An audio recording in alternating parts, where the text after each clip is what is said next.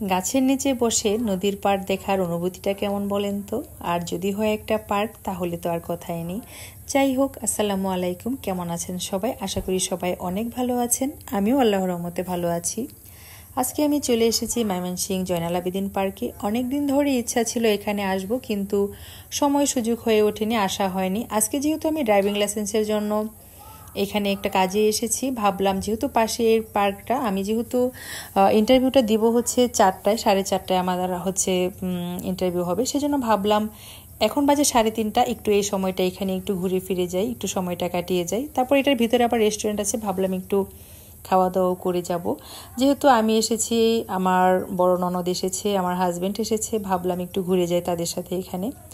আর ভাবলাম নদীর পাড়টা একটু ঘুরে যাই। প্রিয় মানুষদের সাথে আসলে ঘুরতে কার না ভালো লাগে বলেন তো, সেটা যেখানেই হোক না কেন। আর যদি হয় এরকম সুন্দর পরিবেশ, তাহলে তো আর কথাই নেই। গাছের শীতল ছায়া দেখে সবুজে আমি আসলে মুগ্ধ হয়ে গিয়েছি। এত এত গাছ আর সুন্দর করে সাজানো গুছানো চারপাশটা পরিবেশ। অনেকে এখানে যুগলবন্দি হয়ে বসে আছে, অনেকে ফ্যামিলির সাথে এসেছে, অনেকে আবার একা ঘুরছে।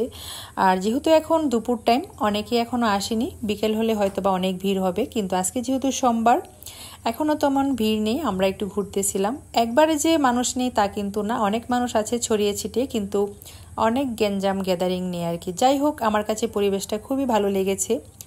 অনেক দিন ধরে ইচ্ছা ছিল ময়মনসিংহে এই জয়নাল আবেদীন পার্কটা আমার দেখার। অনেক জায়গায় গিয়েছি ময়মনসিংহে, কিন্তু আমার এখানে কখনোই আসা হয়নি। যাই হোক, কাজের সূত্রে হোক আর যেভাবেই হোক, আজকে তো আসা হলো। এই জায়গাটা আমার দেখার খুবই ইচ্ছা ছিল।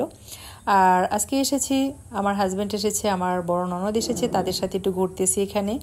আর তারা ভাই বোন গল্প করতেছে পিছনে, আর আমি সামনের দিকে ভিডিও করতেছিলাম আর ঘুরতেছিলাম। ভাবলাম এত সুন্দর একটা জায়গায় এসেছি, একটু ক্যামেরা বন্দি না করলে কেমন হয় বলেন তো। আমি যেখানে যাই চেষ্টা করি আপনাদের সাথে একটু শেয়ার করার জন্য, বা আমার ভালো লাগা থেকে ভিডিও করা। আমি যেখানে ভালো কিছু দেখি সেখানেই চাই আমি একটু ভিডিও করে রাখার জন্য। এই যে আপনারা দেখেন সামনে যেটা গাছ দেখা যাচ্ছে, সবাই এই ছায়ার নিচে বসে আছে, দেখতে পরিবেশটা খুব সুন্দর লাগছে না বলেন তো? এটাকে আমি ভিডিও না করে পারি?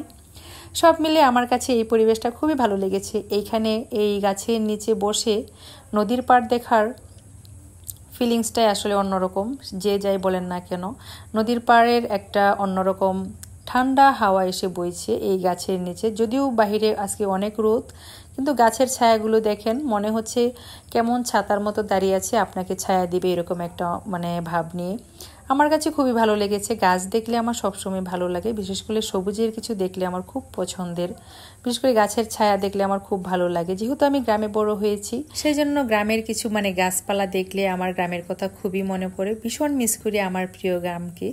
যাই হোক, এখানে এসে আমার খুবই ভালো লেগেছে।